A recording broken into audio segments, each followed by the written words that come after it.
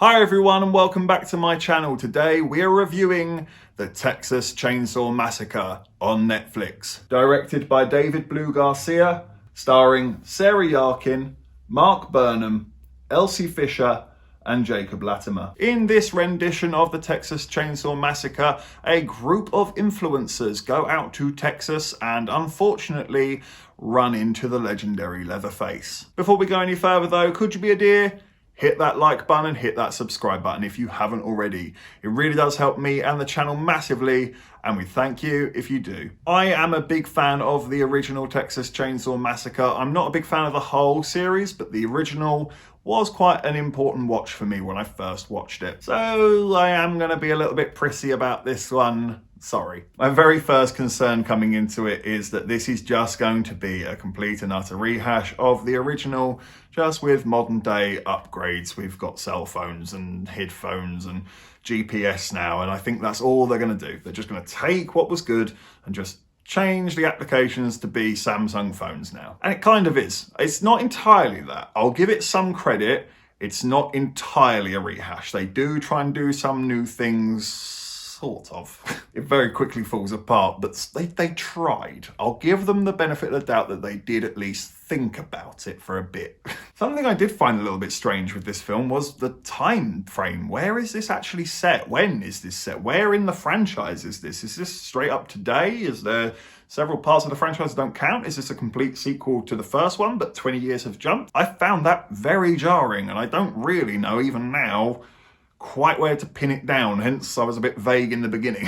It didn't help in the sense that, you know, their job is influencers, so they're modern day, but then when you look at the way they're dressed, they've got perms and they're wearing like double denim. They've just straight up got denim jeans and denim jackets, and that is just screaming 80s and 90s to me. And even more so is when you go to the town, it's very run down. They don't have internet access and things like that, so it's a little in the past anyway, so it's a bit jarring, if you see what I'm saying. It's a little bit like fish out of water, but they don't explore it, so it kind of feels wasted. I think I made a meal of that, but fuck it. I'm too tired for this shit today. I also had some issues with the cinematography. The lighting is not great. Some scenes are so dark that you can't see anything really.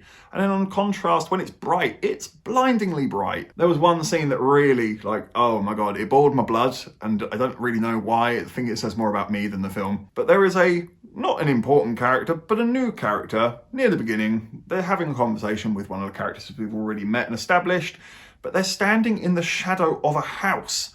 And behind the shadow, where the background, it's so brightly lit. So where these two people are having a conversation, it's just pitch black. You can just kind of see silhouettes of them. And then they walk out of the shadows and into the light to continue their conversation. You just sit there thinking, like, why didn't we just have the conversation in daylight? What were we trying to do? Performances are a little bit hit and miss, and I don't want to be too cruel, because if I'm being brutally honest, I actually think a lot of it is the script.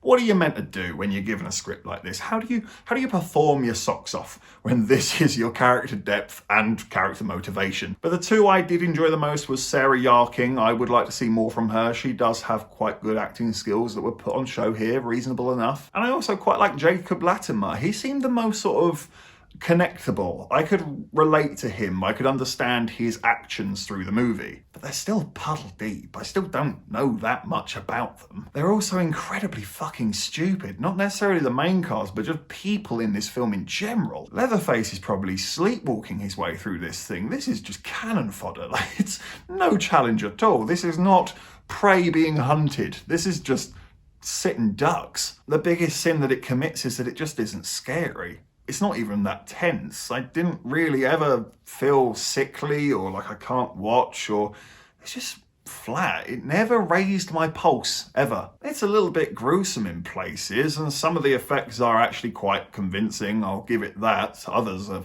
fucking atrocious. But it's all so predictable. It constantly does that thing where there'll be an open space here, and then the character will like lean in to block that space, and then when they lean out, oh my God, he's there, and you're just like, oh fuck me, I didn't see that coming from a fucking mile away, did I? It's just that, and it's just like, what are we doing? Why are we doing this? Why are we retreading this crap when the first one It's quite good, actually. It's not even the first one doesn't really do that. The first one's quite artsy, actually. There's some really nice cinematography in the first one. I found myself laughing at a lot of the injuries and deaths. They're just sort of a bit sudden and strange, and yeah, they are unintentionally funny. I don't really care about anything happening in this film because I don't feel like they set it up.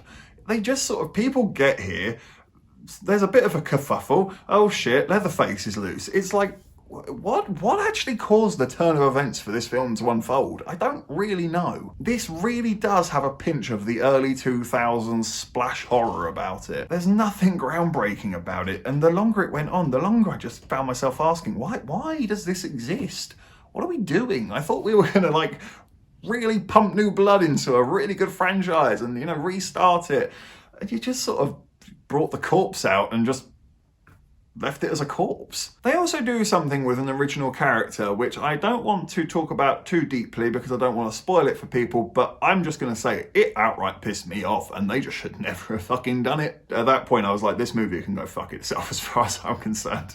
I'm going to give the Texas Chainsaw Massacre a 1 out of 10. I will be fair to it and say that maybe the 1 is quite harsh because I didn't start at a 1. We started at like a 4, but the more it pissed me off, it became a 3, then a 2, and then by the time we got to the finale, I'm just like, just fuck off, film, I'm done with you. Oh, fuck off, grasshopper. And that's how we got to 1. It just didn't achieve anything for me. Actually, that's a lie. The one thing it did achieve for me is it's made me want to go back and watch the original, because I actually really like the original. I get quite inspired by the original, by the cinematography, the editing. There's a lot going on there that doesn't get the love it deserves. It's probably the wrong time of year to watch it, so I tell you what, this is my promise to you. I will watch and review the original Texas Chainsaw Massacre when we come to Halloween this year. Thank you for watching this review. Please be sure to hit that like button and hit that subscribe button. And please be sure to hit the comment section as well. What did you think of the new Texas Chainsaw Massacre on Netflix? Let me know in the comment section below. Take care, and I look forward to seeing you on the next review.